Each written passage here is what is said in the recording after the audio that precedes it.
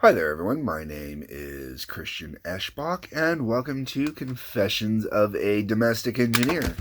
And in this episode, I am looking at the Mission Impossible 2 soundtrack. I picked this up for one reason only: Metallica's I Disappear. Alright, I'm just going to put that out front. This came out in the year 2000. I think this was the last Mission Impossible movie I saw in the theaters. And I think I may have watched one movie since then. The Mission Impossible series as a movie franchise for me, just Tom Cruise doesn't work as an action star. I'm sorry. I have never thought Tom Cruise is an action star. I think people really should stop casting him as an action star. I just don't think he pulls it off properly. Anyways, let's actually talk about the music. That's what we're here for.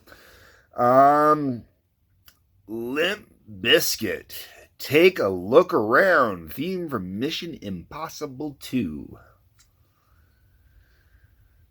It sounds kind of sort of like every other Limp Bizkit song to me. You know, this is not a quality tune. It's not. Next up, the song I bought the album for, Metallica's I Disappear. I always thought it was a good tune. Last studio track to feature Jason Newsted. Leftover song from the Load and Reload days. Most of the time, that's what goes on soundtracks. They're either pulling a cut off of an album because they want to use an album track to what they call radio soundtracks. Or they will get bands to contribute, and bands will end up contributing a song that's left over from like their previous recording sessions or something like that. I Disappear, I know they were working on during the Load Reload phase. I do not recall if it was recorded during that phase or if they recorded it specifically for the soundtrack. You know, it only had demos of it before that. I'm not sure. I really don't know. I really dig the song. I really like that it's something a little bit different. I really like that it's got a little bit of a different vibe and feel to it, and it's not your basic Metallica song.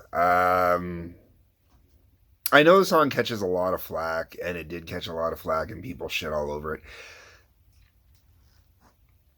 It's a good song. I don't care. It's from a decent time and place, you know. Really, honestly, one of the highlights of this soundtrack. Because there's only one other song after this that I really ever listened to. Next up, we got Rob Zombie's Scum of the Earth. Speaking of taking a track off of someone else's other album, I mean. Scum of the Earth is an okay tune. I'm not even a big fan of it on the original album that it existed on.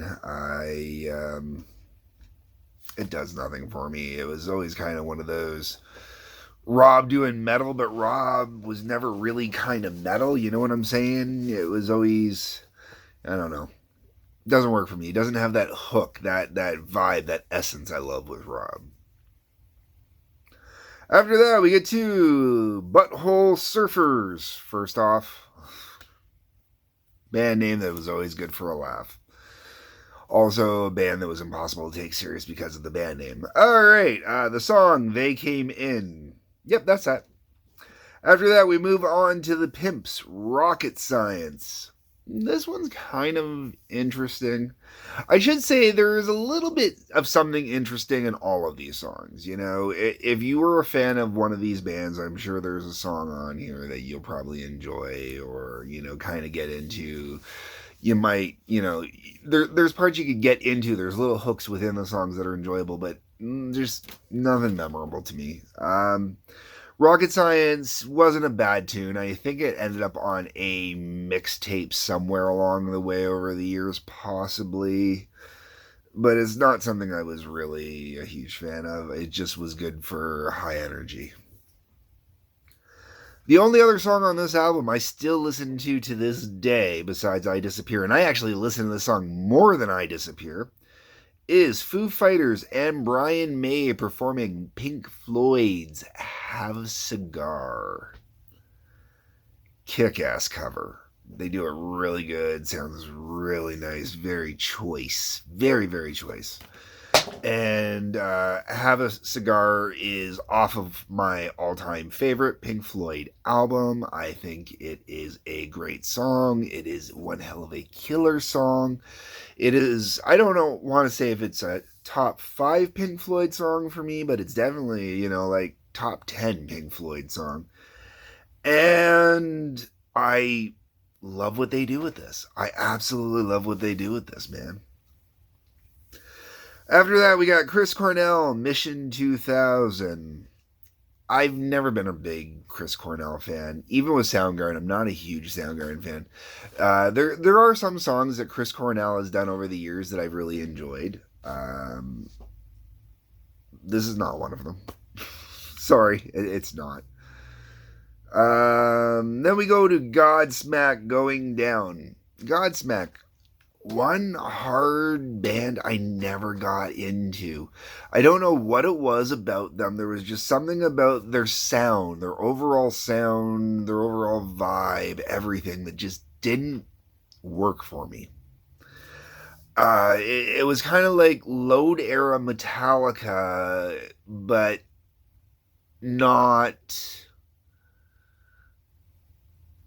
like in the tone and the instrumentation, stuff like that, kind of had a Load era Metallica, but the rest of it was a little heavier than that, maybe something like that. I don't know. There's just something about Godsmack. I don't know what it is. The vocals definitely don't help. I don't know what it is about the vocalist. I've just never really been able to get into him so much. He's not bad, but just didn't work for me. And the song Going Down is not a bad tune if I have this CD playing through, but, Then we got Uncle Kracker, produced by Kid Rock, What You Looking At? I'll be completely honest with you, I always thought this was just a Kid Rock song. Even to this day, if this song comes on the radio, I always forget it's Uncle Kracker and I always think it's Kid Rock. Not a bad tune. I don't mind if it comes on the radio. I won't go and flip it off. It's not a song that I'm overly fond of. I don't dislike it. I'm just not fond of it. It's just, but it's not a bad song. It's not a bad song. It's a decent tune. Then we got Apartment 26 performing Backwards. Apartment 26 does not sound like the right band name for the band that's doing this song. Once again, I mentioned this earlier, there's a lot of cool riffs throughout this album. On each song you can pick and choose a cool riff or something like that. This one has a cool vibe, a cool kind of sound to it, but once again, not my thing. Just not a song I listen to. Then we got Diffuser doing Karma. I don't even remember that one, and honestly, I just listened to the album. Buckcherry Alone. I like Buckcherry. I do. I totally dig Buckcherry. Songs like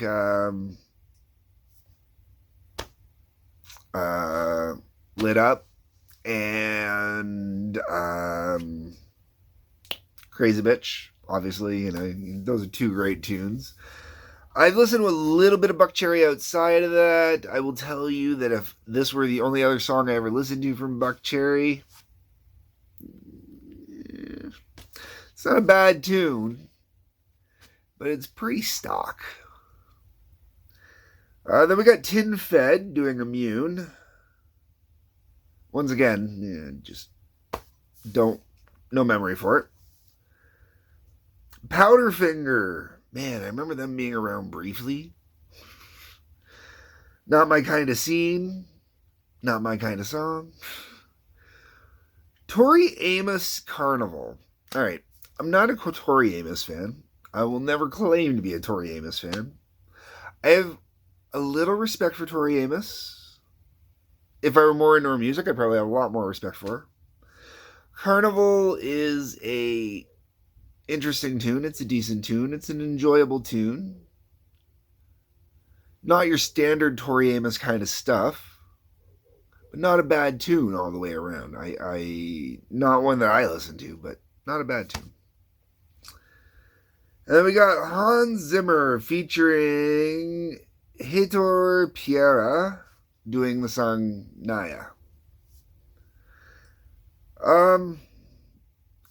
Beautiful little guitar piece, really. It's a wonderful instrumental piece.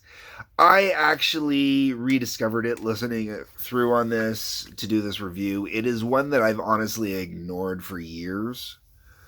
And I'm a little upset I ignored it. It's nothing special. It's nothing fantastic, but it's decent. Honestly, that's the whole thing with this album. This album, the whole way around, is kind of a stock kind of album, you know? I Disappear, I think that one just mainly pops out because it's Metallica, and Metallica's, Alice Cooper, Black Sabbath, Metallica. That's how my love goes. And I don't know if another band was doing it, if I would be into it as much. I'd love to hear another band covering I Disappear. A good cover, a nice cover, something, whether it be similar or, someone else's take. I'd love to hear someone else do I Disappear to see if I actually still like it or not. And then, like I said, Foo Fighters and Brian May, Have a Cigar. I think it is a fantastic cover. I've heard other opinions where, they're not overly fond of it and they don't think they do as good of a job. But really, man, Brian May's on this. You got the Foo Fighters too, and I don't mind the Foo Fighters. Back in 2000, they were kind of getting the groove. This is where I first honestly started really giving them a little attention. I started paying attention when I heard them do this, and I'm like, oh, okay. They can actually do something really cool. So, would I recommend this album? If you can find it in a discount bin for under $5, for I Disappear and Have a Cigar. No, I still couldn't recommend it. I really couldn't. Honestly, it's not a bad album. For $5 or less, you're going to get a deal. And do I regret paying full price for a brand new? Nah, it was an experience. It's just over the years, it's such a diminished experience. It really is. Okay, so those are my thoughts. Those are my views. Comment section. That's where you get your thoughts and views in there. Let me know what you think. Hit the like button, hit the subscribe button, hit the notification button. That helps out both of us, Otherwise, peace, love, take care.